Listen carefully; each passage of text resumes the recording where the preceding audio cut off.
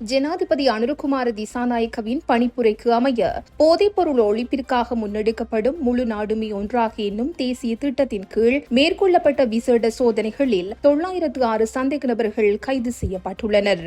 இந்த நடவடிக்கை நேற்று முன்தினம் முன்னெடுக்கப்பட்டுள்ளது. போலீஸ் ஊடக பிரிவு வெளியிட்டுள்ள அறிக்கையின்படி ஒரே நாளில் நாடளாவிய ரீதியில் 911 விசேட சோதனைகள் முன்னெடுக்கப்பட்டன.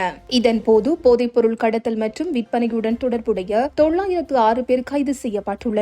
கைது செய்யப்பட்டவர்களில் 15 சந்தேக நபர்கள் தொடர்பில் தடுப்பு காவல் உத்தரவு பெறப்பட்டு மேலதிக விசாரணைகள் முன்னெடுக்கப்படுகின்றன.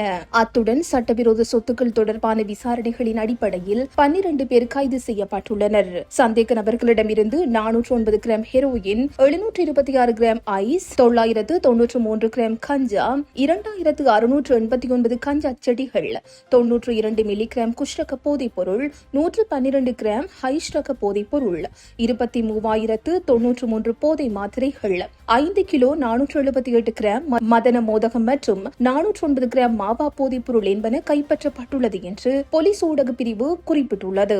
நாட்டை போதைப் பொருளற்ற வலயமாக மாற்றுவதற்கு ஜனாதிபதி வழங்கியுள்ள விசேட இலக்குகளுக்கு அமைய போலீசாரும் பாதுகாப்பு பிரிவினரும் இவ்வாறான அதிரடி சோதனைகளை தொடர்ந்து முன்னெடுத்து வருகின்றனர். இந்த செய்தி உள்ளிட்ட மேலதிக விரிவான செய்திகளுக்கு www.behindmenews.org என்ற எமது இணைய பக்கத்தினை பார்வையிடவும்.